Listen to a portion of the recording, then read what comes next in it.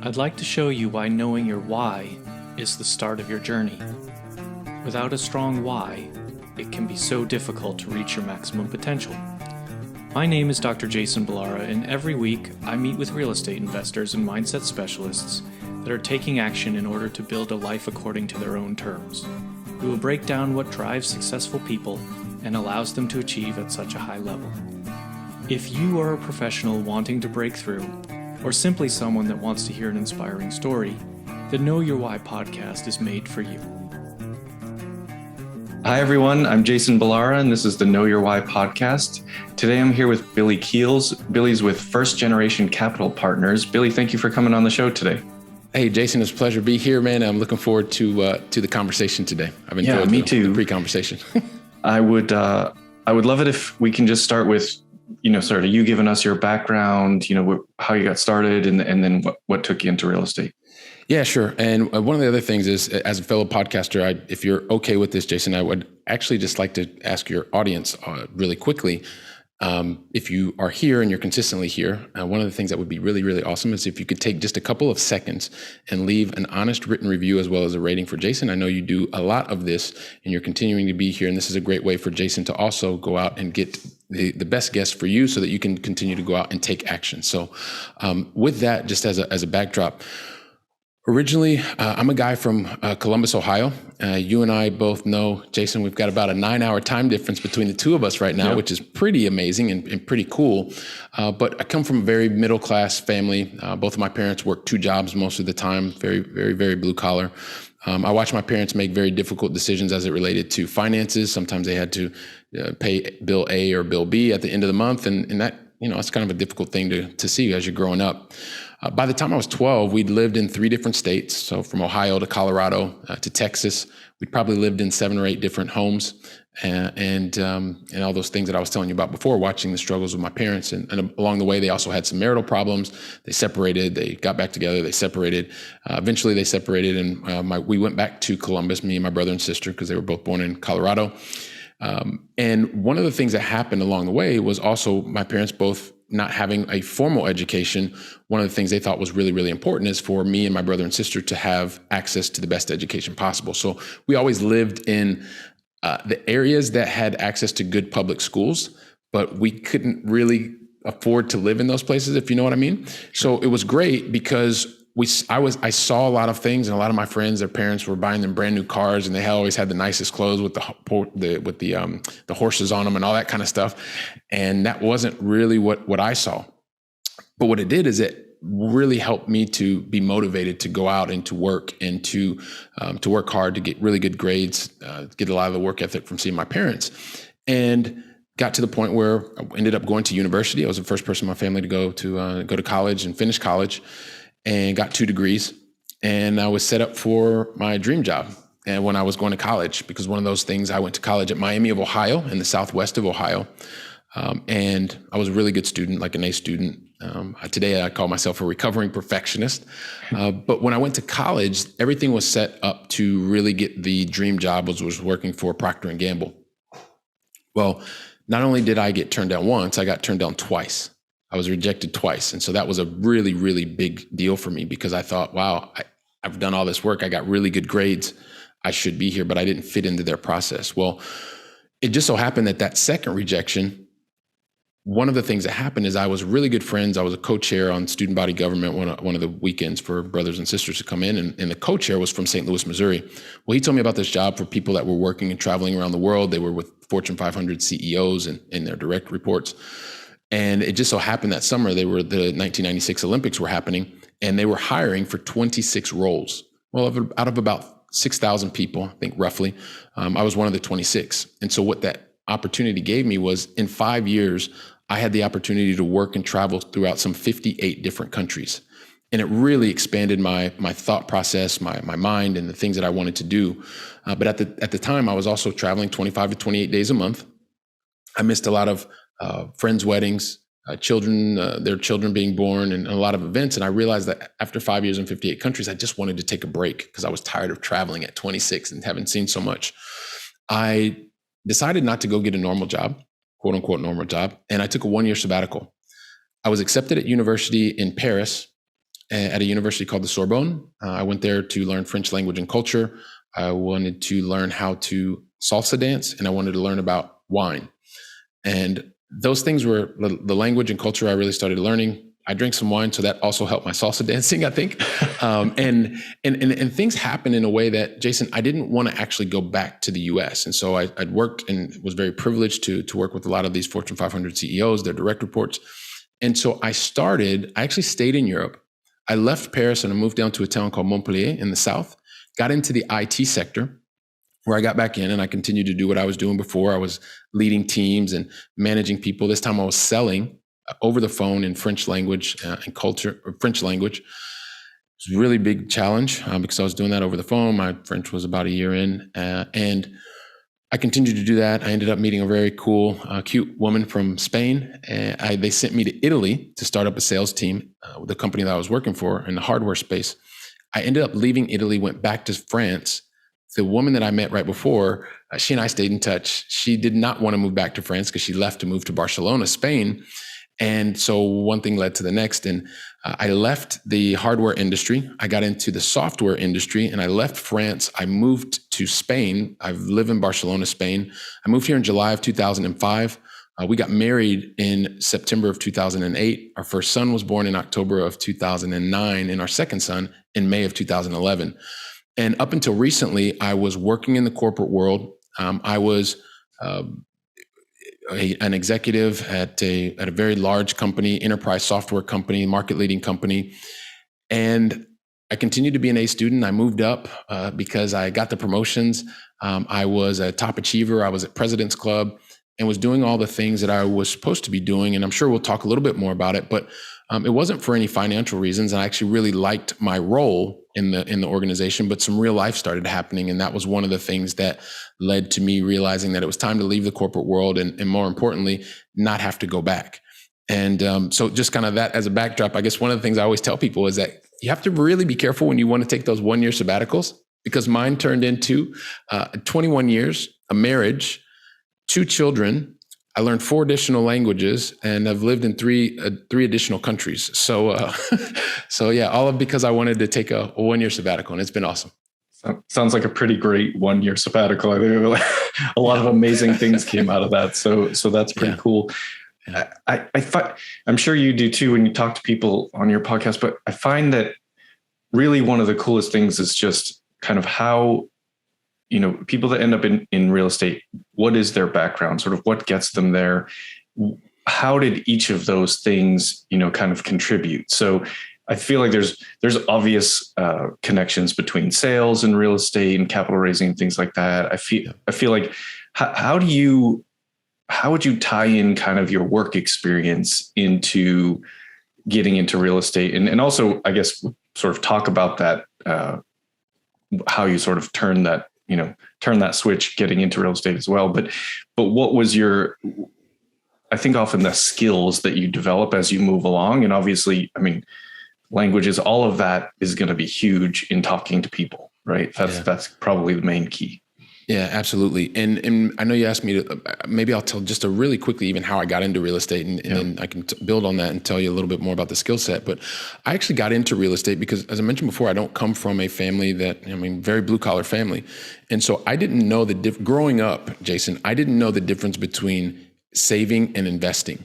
Mm-hmm. Because the way that I grew up, when I watched my parents, when they did have money at the end of the month, so there was money in the bank account, that was considered investing. What I later came to understand was that's just saving money. Sure. And then once you saved it, then you invest it. So kind of that as a background, I was doing as an A student does, and a recovering perfectionist. When I got my job, I started, I went in and I sat like most people, and they told me, hey, listen, you're going to be doing this and you're going to earn this much money. And I realized that I'd have some money left over. And so they talked to me about putting my money in a retirement plan, and it was the 401k, and then things over that was an IRA.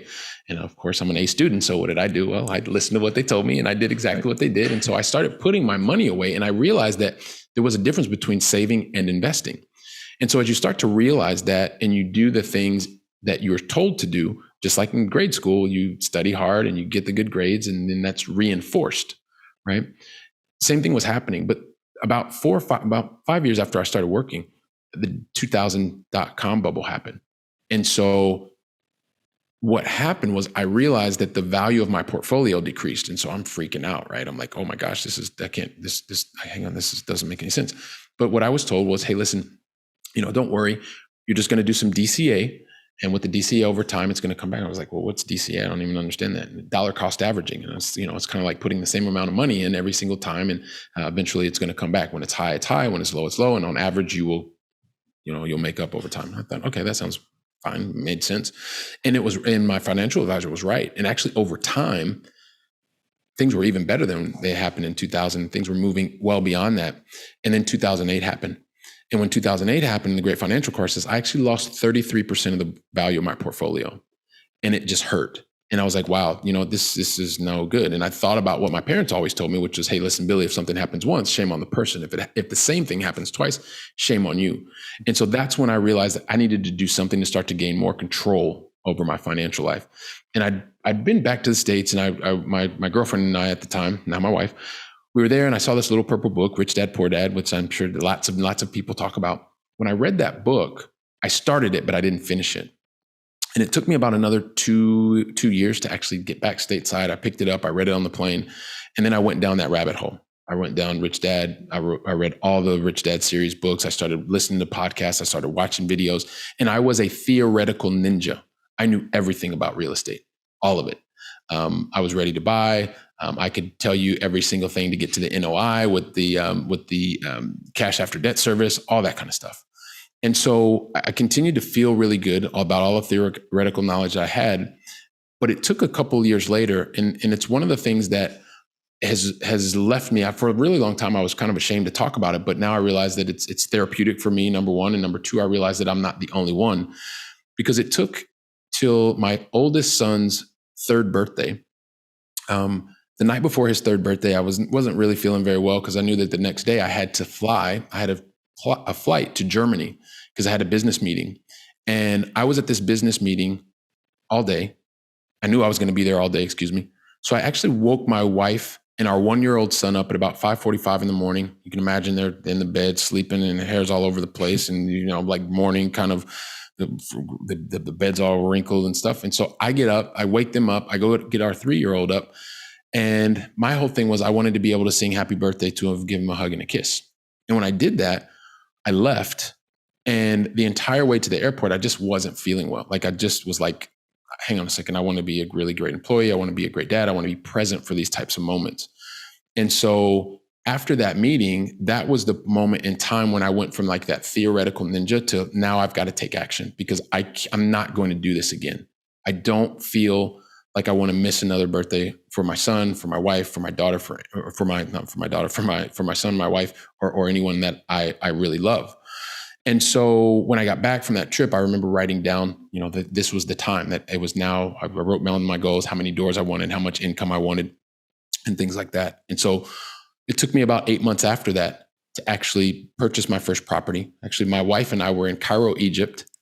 We live in Barcelona, and we bought this property back in New Jersey. It was amazing, right? We were faxing stuff back and forth. It was pretty interesting, but that's what took me to get involved and actually going from theoretical ninja to actually taking action and getting practical knowledge.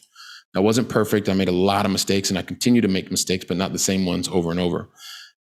So that's the first part about how I actually got in. Now, the other part of the question, which you asked me in terms of what do I see? So as I've been in sales and sales leadership for the better part of 20 years in enterprise sales, so, selling software that anywhere between on the low end, probably 100,000 euros to largest has ever been is 25 million in terms of a single sale. And so the thing that you realize, whether you are selling or you are leading salespeople, and I believe sales is the best profession that exists when you do it properly, because as a sales professional, you're there to solve someone's problem. And in order to do that, you must be an effective, number one, someone who asks questions effectively. You need to also understand the solution that you provide and be able to map the solution you provide to the challenge that the client has, and be able to also help the client understand that, yes, your solution can help to solve that problem, or no. And also, of course, it was a large enterprise, so it was very complex in terms of the number of layers, and you're talking to the C-suite of these multi-billion euro type of organizations. But having had that real life experience that took me from theory to action was the first part. The second part, really understanding how to understand your client, understand the solution that you provide, and being able to map those together is what I've seen over and over that makes the most effective, call it salesperson or call it a person that can solve problems, consultant, what have you. So hopefully that gives you an idea and answers your question. Yeah, absolutely. And I think that's a really great sort of perspective on like when you're talking to essentially really anybody, right? In the real estate space, whether you're talking to the brokers that you're working with, whether you're talking to investors, whatever the case may be, you need to know what questions to ask and really listen to what they need and then provide those solutions. So I think that's sort of a perfect way to put it. So when you had that, sort of moment of switching from, and I really love that story because I have a sort of a similar life changing. When my son was born, it was like, yeah, something needs to change. I need to figure this out. So I think you do have those moments where you're like, work, making good money. Yep. Wait a minute, I'm not present. I'm not home for them. Like that, all of that isn't there. So I definitely resonate with that story. Yeah, man. And it's one of those things where it's for me because I didn't come from money. And so having that currency, right? Having that currency in my account gave me and gives me a sense of security. And so when you're working and you are working more and you see that the fruits of your labor mean that your bank account is increasing in terms of the currency units that are there, it goes back to being that A student, right? It's a self-fulfilling prophecy. It's reinforcing the work that you're doing, but it takes a moment to recognize it's not just about the money. It's about what are you doing with your time, because that's the one asset that you cannot change. It doesn't matter if you have no money or if you have billions of dollars. Everyone gets the same amount of time. And so when you have an event that feels incongruent, i.e., I was at a business meeting earning more money at the same time, I have the whole issue with taxes going on. So I was keeping less, working more hours. That's a whole different thing. Right. But I was missing the thing that was really important. And that was being physically present, being mentally present with my wife, with my son, and with my in-laws. And that incongruency is what led me to take action and what leads you to recognize like, hey, look, yeah, you don't come for money, but that doesn't buy you more time. And so, but I also, and the more people that I talk to, because there are a lot of people, a lot of us that don't come from money, but all of a sudden you find yourself in this position where you're like, wow, I'm an accredited investor and I'm doing this and I'm doing that. And you were like working more and more and more and more. But yeah, you can't just keep working because the things that you really want to do and the people that you really want to be with, they want you to be there too. Yeah, 100%. And when I think a lot of people don't get financial education, but especially when you don't come from money, is we apparently strikingly similar backgrounds, although all of my moving around was in the same state basically, but we moved a lot when I was young as well. And what you see, is if it's always a struggle to get money, once you figure out a way to make that money, then you're like, okay, I got it. I figured out what to do. But then what you've figured out is just how to work hard, right? You figured out a work ethic. You figured out how to make more money. But what you didn't figure out how to do is to create financial and time freedom. That's not a part of that transition. Like you have to make another transition into, okay, this is what I've created, this life where if I work a lot, myself, my family, we're good. What I haven't created as a feeling of we get to spend time together, we get to do whatever we want. And so that's sort of a second transition that I think probably most people don't make that one, right? They get into okay, I figured out how to make money. I'll just keep doing that. But yeah, making that second transition of, well, now I want to have my money work for me, however you want to say it, is I want to create this time freedom. Yeah. One of the things so I love that way that you phrase that, because a lot of times it is about how do you make more money? and you work more time and your bonus checks are getting bigger. And once again, it comes back to that whole, you start to reinforce this whole philosophy. What you start to realize, and the more that I am around people who are wealthy, not rich, wealthy, you start to realize that they're not worried about how much money they make. They're worried about two things. Number one, how are they spending their time? And number two, how much money do they keep? Yeah. And so once you start to realize that those people that are wealthy, not rich, are playing a different game, as long as you're open to understanding what that game is and you have access to being able to understand and you're not afraid of actually applying what you learn, then you put yourself in the right position to be able to move forward and ultimately get that personal freedom, that time freedom, that however you want to call it, but you're using your time in the way that you truly want to use your time, not just because you feel like you're going to make more money. Because once again, it's about how do you spend your time and how much money do you keep? Because then that's what ultimately gives you the feeling of freedom. Yeah.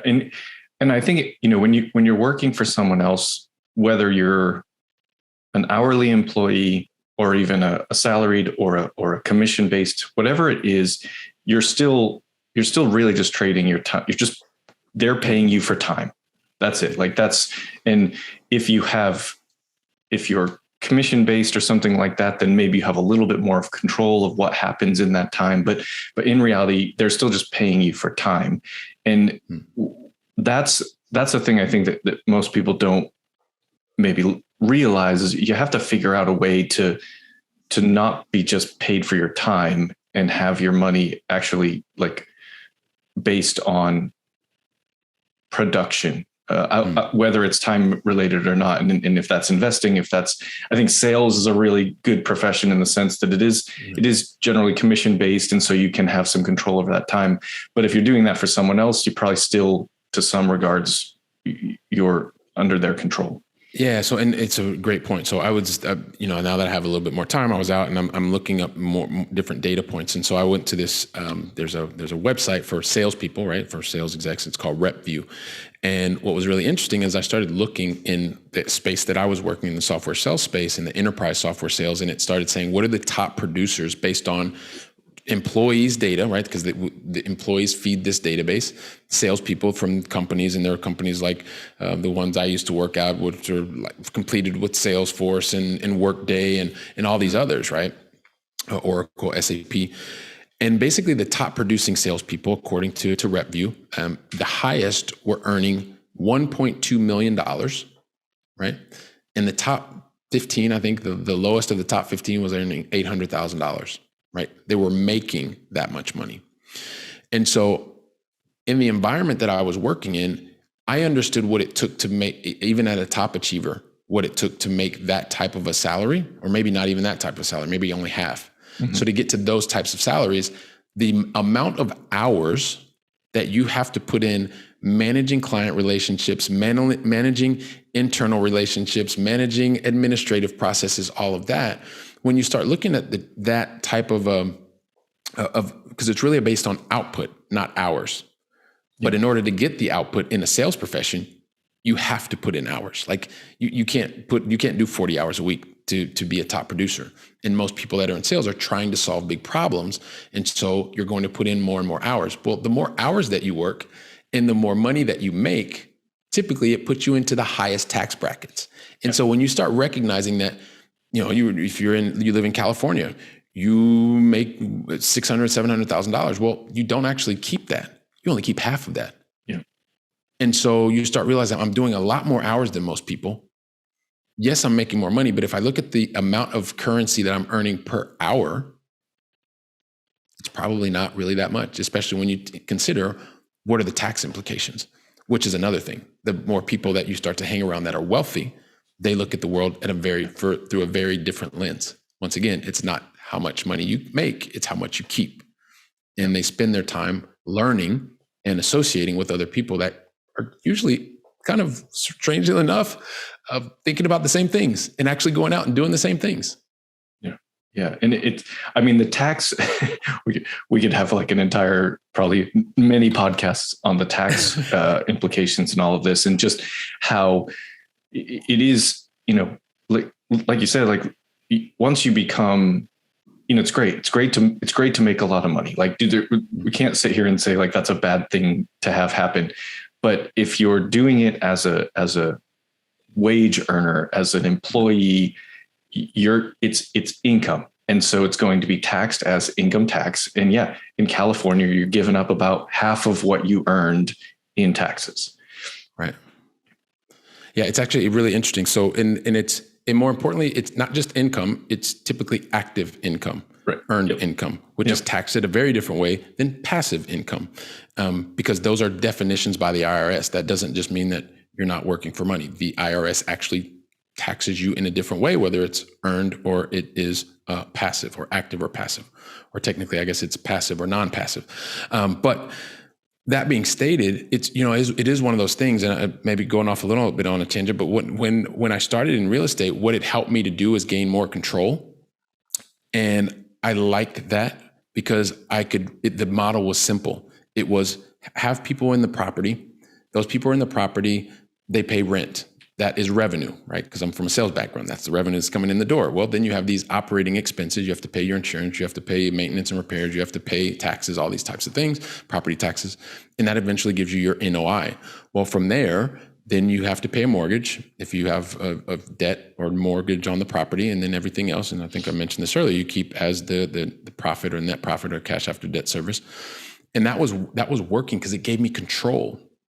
And so the real estate helped control. And then I started meeting really cool, awesome people. And I was doing this from Barcelona, Spain. And even today, 100% of the assets that my companies own are in the United States. And so real estate helped to open my mind to new things. Okay, well, it's not just trading time for dollars. It's not just, closing this next big deal and getting this bonus check.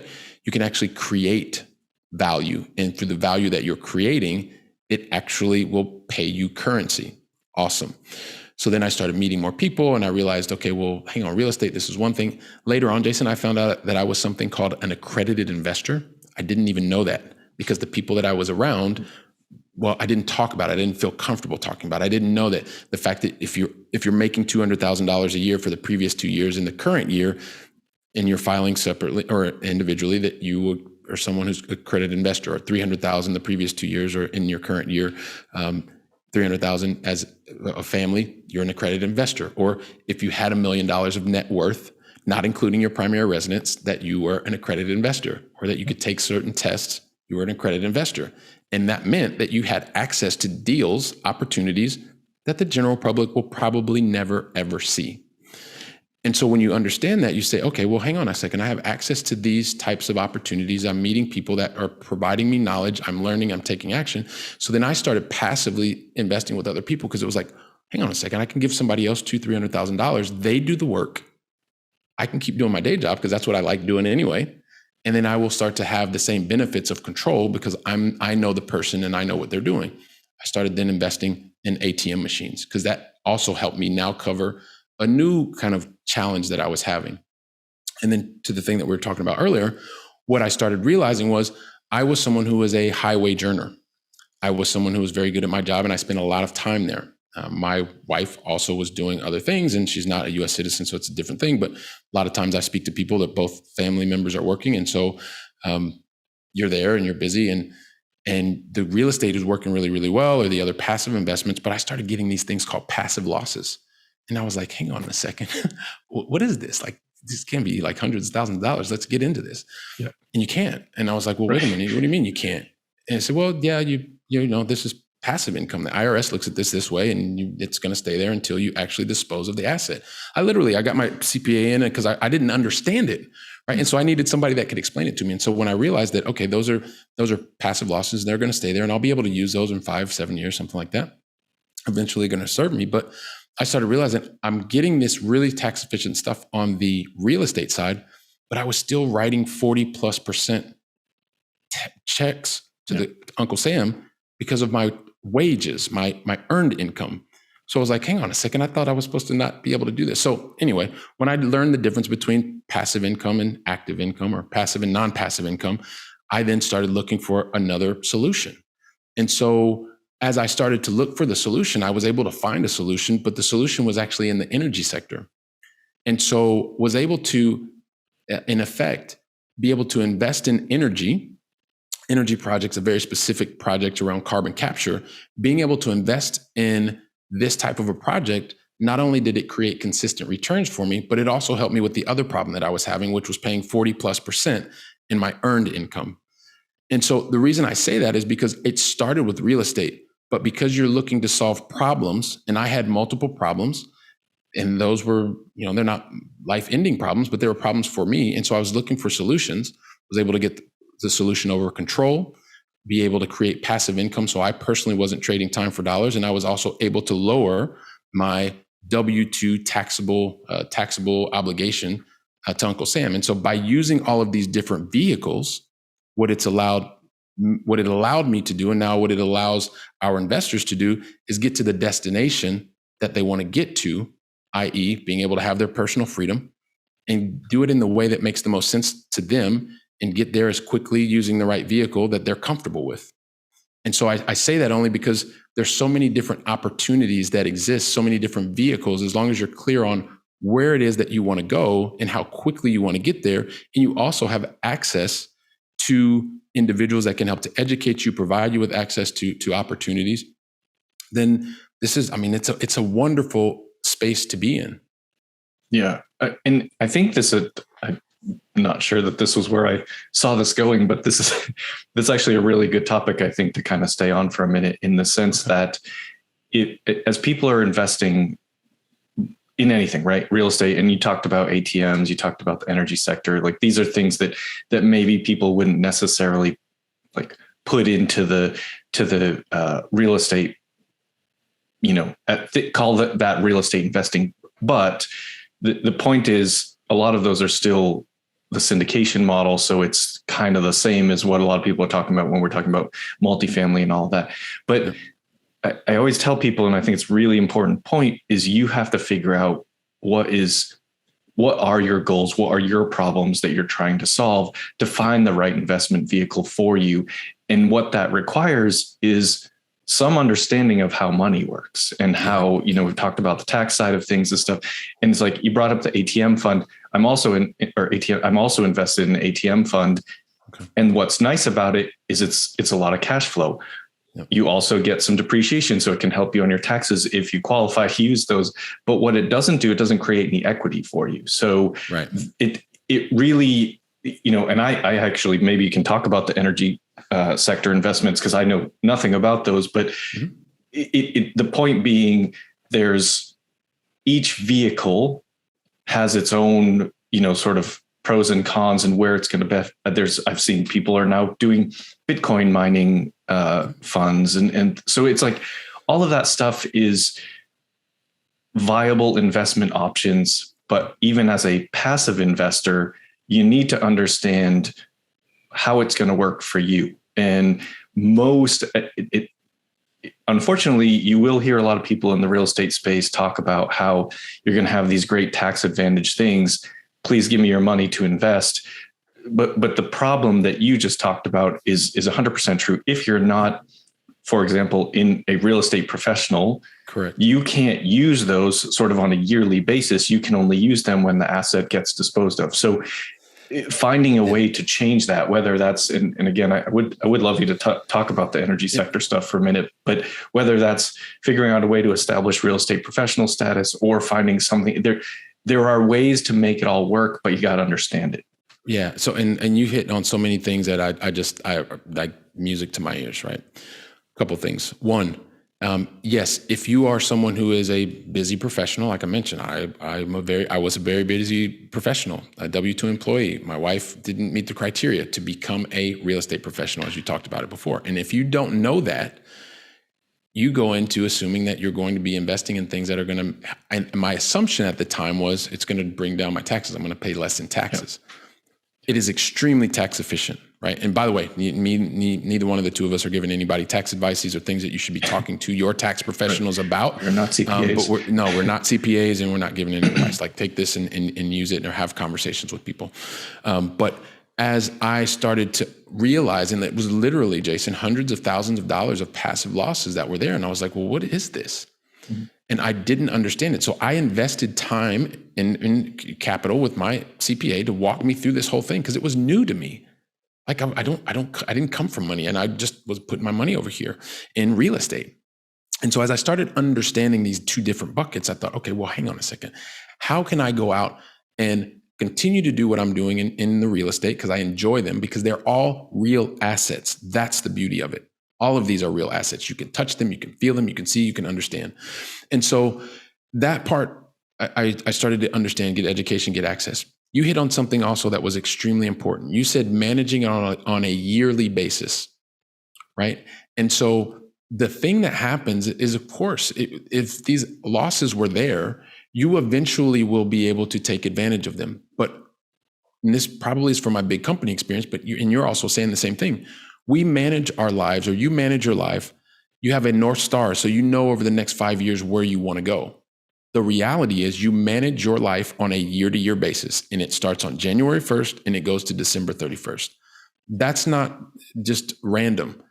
It's also the IRS, when they look at where your income comes in and where it goes from. And so you manage, and this is what the really wealthy people that I mentioned to you before, it's how do we do this on a yearly basis? How are we managing the tax efficiencies? What strategies are there? The tax codes change every year. What is out there that we can be a part of? Yep. And so when you start to understand that, once again, it's understanding how are you using your time? And then from there, as you realize where you're using your time, then you're figuring how much can you keep, right? And so from that as a background, you talked about yearly. And so one of the things that you look at on a yearly basis, and this is what happens with a lot of our clients today, right? A lot of our investors. You're looking at and you're thinking to yourself, okay, well, I had someone called me the other day, and we got in a conversation too late, but mentioned, hey, listen, how was the last year? It was right after tax season. I think it was like the 19th or the 20th, or maybe it was the 20th. Best year ever. It was absolutely phenomenal. I was like, oh, cool. How does it make you feel? And the response was, well, not very good. I go, what do you mean? I said, I just wrote a $200,000 check to the IRS today or yesterday. I thought, oof, how did you feel about that? Like, that's why I said it didn't feel very good, but it was my best year ever. And so I started thinking to myself, okay, well, imagine something like what we were talking about before, this energy sector play. When you have the opportunity, I mean, we can go into it, but just to kind of give you an idea, if that same $200,000 that person wrote to the IRS, if they would have placed that in another type of an opportunity, and say that person was, and we'll just make just making this up as an example, that person was paying a 50%, or that person was in a 50% tax bracket between their state and federal income. Well, if that person places $200,000 into the type of asset that can give them bonus depreciation, and I know, Jason, that you all have talked about bonus depreciation before, but if not, happy to talk about what that is. But that person is able to take 50% of their investment and be able to use that against their W-2 income. As an example, once again, talk to your tax professionals. And so if you can imagine, you're placing $200,000 in a type of an opportunity that is able to provide you with approximately $100,000 in terms of tax credit against your W-2 income. Yeah. Well, if you're able to then have that, could you imagine using that from a tax efficiency against your active income, and then being able to use that or a portion of that to then place into something that's a passive investment? So you're actually benefiting not only your W-2, but you also have the opportunity to invest some of that capital in something else that is passive, that has a different tax structure. Yeah. So it's just the different types of conversations that you have. I mean, we're talking about it, and you asked for the example. So I just thought, as an example, once again, not giving anybody advice, just talking about it as an example, how you can actually understand where is the destination that you want to go to, and then be able to understand where you are doing from a year-to-year basis to be able to optimize or get to the destination as quickly as possible. Yeah. And to be fair, these are good problems to have. right? Correct. There's lots of people that don't have, and you and I were those people, our parents were those people. There's lots of people that don't have these problems necessarily to worry about. However, the goal, like my goal with this podcast and with, bringing in investors is to help people get to the point where they have these problems and then also know what to do about them.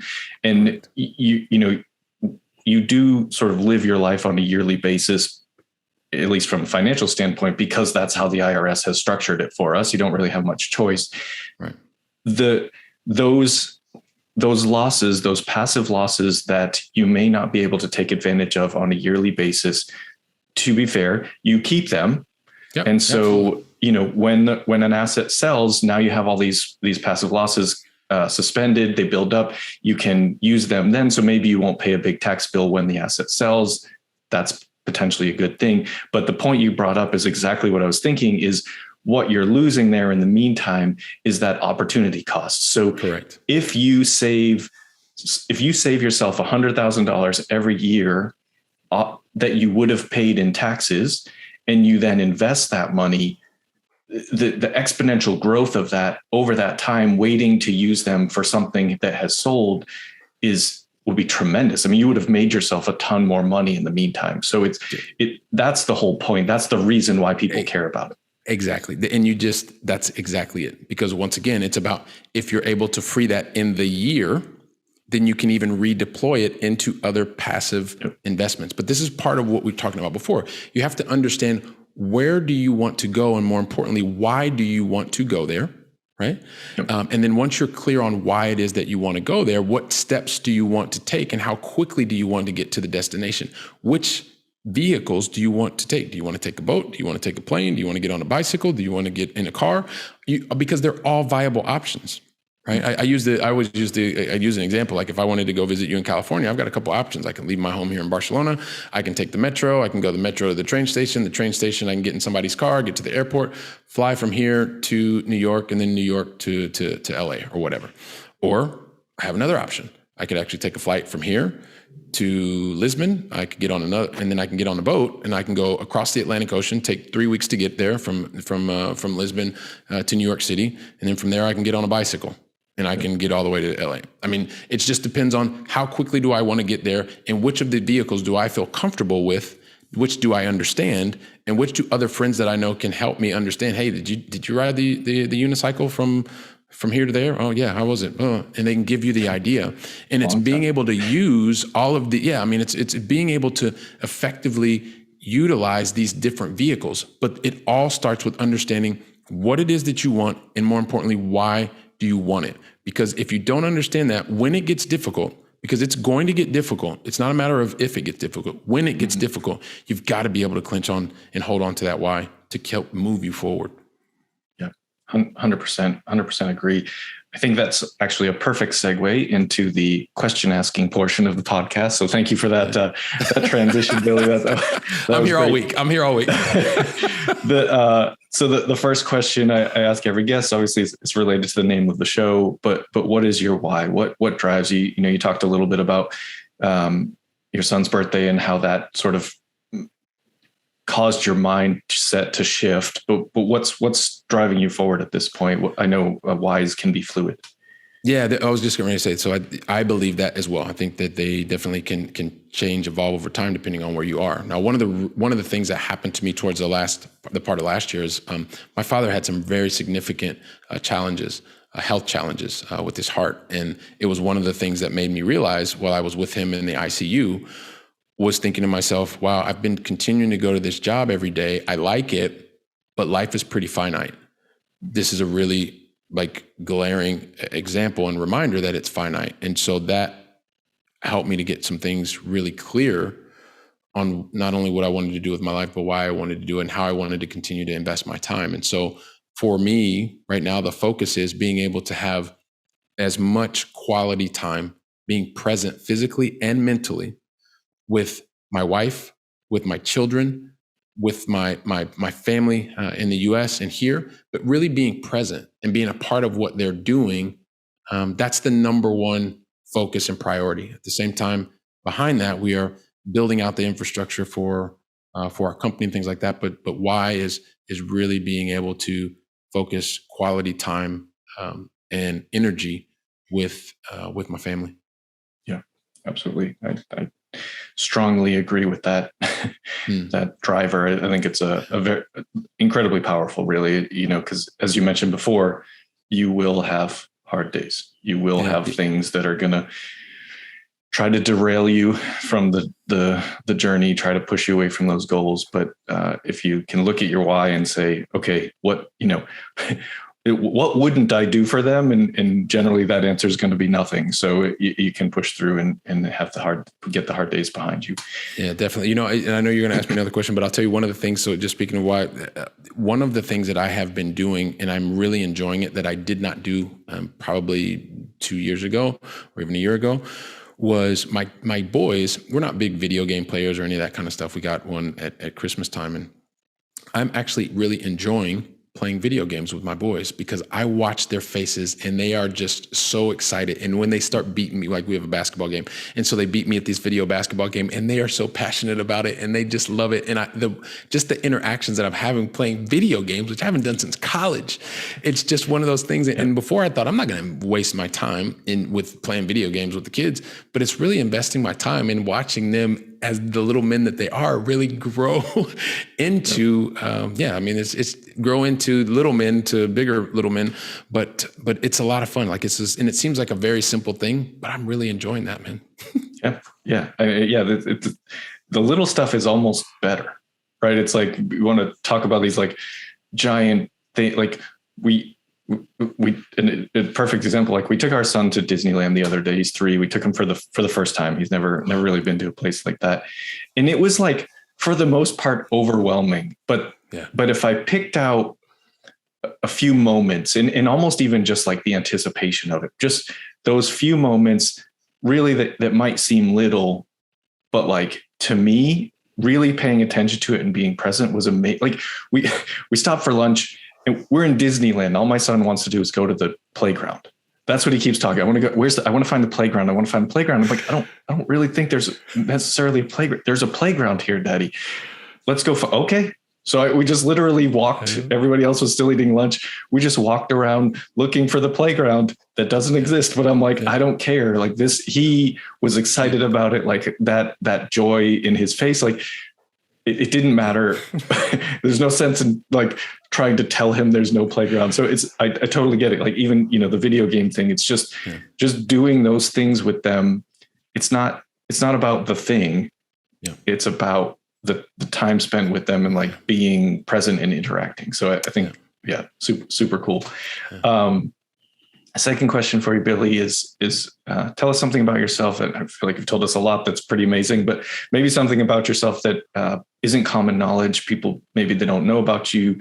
I would say a special skill. Usually I tell people, but knowing that you already speak 4 or 5 languages that's a pretty special skill. So maybe you've already used up all your special things. Well, I'll tell you something. So one of the things I'm, as I mentioned before, like I'm from Columbus, Ohio. And so the fact that I've been very fortunate to work and travel throughout some 86 different countries is, as we talk, I'm happy to share that. The fact that I've learned 4 additional languages, that is something that I've worked really, really hard on. And I made a lot of mistakes. I've had a lot of very, very, very amazing friends that have helped me. I have an amazing wife who's a fluent Spanish speaker and Catalan speaker, so that also helps. But one of the things that I have also put off for quite a while, and it's more of like a self-limiting belief, is I always told myself that I couldn't cook. Like I didn't know how to cook. And so when I finished the corporate life, I was gifted a cooking class. And kind of one of the things that I do typically, Jason, is if I get something, I usually I'm the guy who gets the really nice, I get a nice shirt, and then I get home and I put it on the rack, and I don't actually use it I don't put it on for 2 months, something like that. Yeah. And so typical with the other things, because I just like doing the day-to-day stuff. And normally this type of a class, I would have waited because I could have used it at any point in time in the year. But rather than waiting until much later, because I was like, well, I'll be doing this, I'll be doing that, I took the class as quickly as I could. So it was like the second week of January. I did 5 weeks, and I realized that there were so many self-limiting beliefs. Like I just didn't know the basics of cooking or the food stuff. And I didn't have a class and have a mentor and a coach, and I wasn't actually practicing. So when I did that for 5 weeks, I realized that, you know what, I'm actually not a bad cook. I'm not a great cook either. And it's a lot of fun. So, so that's kind of a new little skill that I'm developing. Very cool. Very cool. I say learn to cook. I learned to cook just by using Blue Apron, because it was like, I can follow directions, right? Like I don't consider myself a cook, but I can follow the directions. And it's like, you do enough of those things, following the directions, I start to notice patterns, and I'm like, oh, what if I do this here? Like, and so, it's like anything else, right? Just doing it, just doing it in some way. I'm certainly never going to be a chef at a restaurant. That's okay. But I at least can like make some food for my family and not have it be terrible most of the time. Yeah, I don't think I'll be getting a Michelin 3-star anytime soon. Right. right. Exactly. When people hear this, Billy, and they want to reach out to you, what's the best way? And we'll put whatever you want in the show notes too, but how do you like to be contacted? Yeah, sure. I mean, I think there's a kind of a couple different ways. I mean, especially if there are people that are accredited investors, they want to find out a little bit more about some of the things that we're doing to help the accredited investor today, especially those that are getting crushed by taxes. You can find out more about us at firstgencp.com/invest. When you're there at the website, you'll find out other things, but that specifically will allow us to speak to one another. As I mentioned, I have the you mentioned, I have the podcast, the Going Long podcast. So if you want to find out more about long distance investing, Jason, I'm sure we'll be seeing you very soon. So no pressure there. I promise it will happen. Okay. All right. Cool. On the Going Long podcast is great. And then I love connecting with people on LinkedIn. And as I kind of jokingly say, I think I'm the only Billy Keels here in Barcelona, Spain. So I should be relatively easy to find on LinkedIn, having conversations, meeting people, and get a little bit of an insight into some of the things that I'm thinking about and doing. Those are, I think, the best ways. But like I said, if you want to check us out, firstgencp.com/invest. Okay, awesome. And we will get that all in the show notes as well. Final question for you, Billy. What piece of advice, I may change this a little bit for what I usually ask, but what piece of advice would you give to someone who's just starting out? And honestly, I usually say like starting out in real estate or starting out, but I feel like your experiences are so varied, and you have, had these, sort of mindset shifts and stuff that I think are really cool. I will just leave it at, what advice would you give to someone starting out? You take it where you want to from there. Yeah, someone that is starting out, number one is start. So I think that's the most important thing, is just start. Like, stop waiting for all the traffic lights to be green, because when you try to do that, like, you will never start. I use my own example because I mentioned to you before, I was a theoretical ninja. Like, I knew everything, anything and everything, but I kept waiting for the perfect deals. Right? Because a lot of times people talk about analysis paralysis. And I've been talking about this lately because it's a principle that I was not aware of. And if there's one thing, aside from, starting before you're ready, because you're never going to be ready. I was never ready when I sold my very first deal in a foreign language and in a different currency. Maybe when you're buying your first asset, whatever that asset is.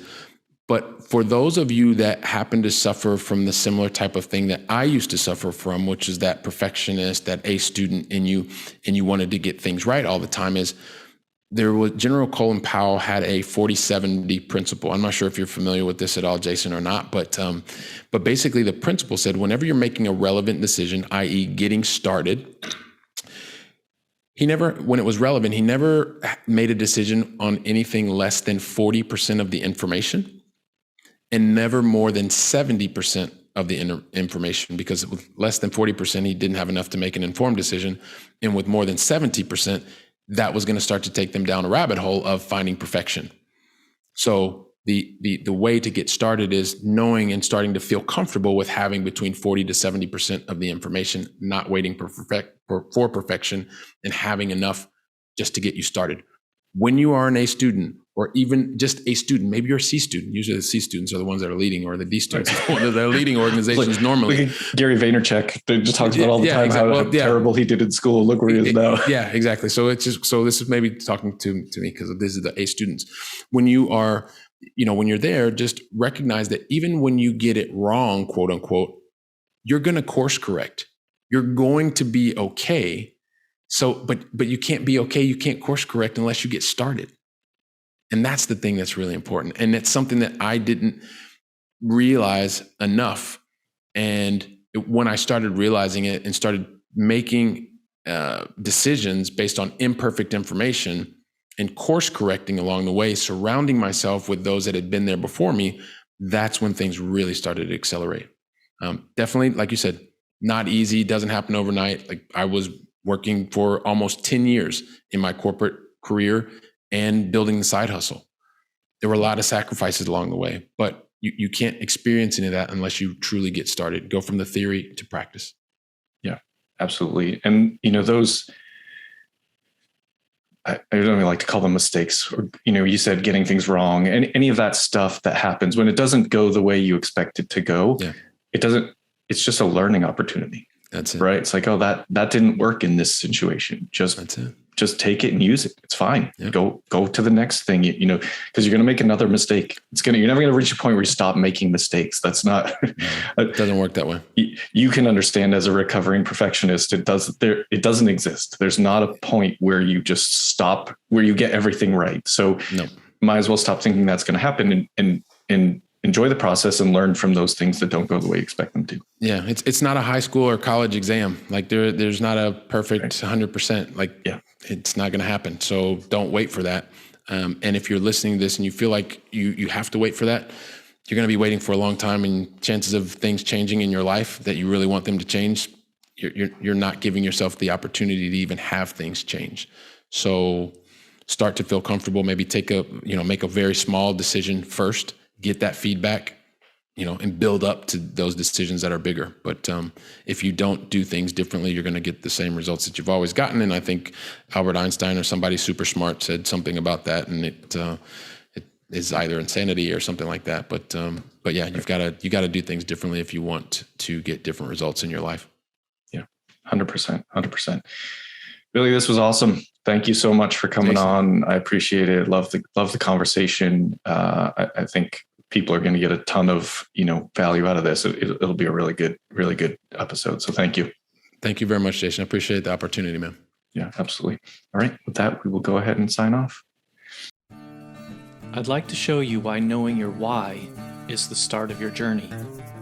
Without a strong why, it can be so difficult to reach your maximum potential. My name is Dr. Jason Ballara, and every week I meet with real estate investors and mindset specialists that are taking action in order to build a life according to their own terms. We will break down what drives successful people and allows them to achieve at such a high level. If you are a professional wanting to break through, or simply someone that wants to hear an inspiring story, the Know Your Why podcast is made for you.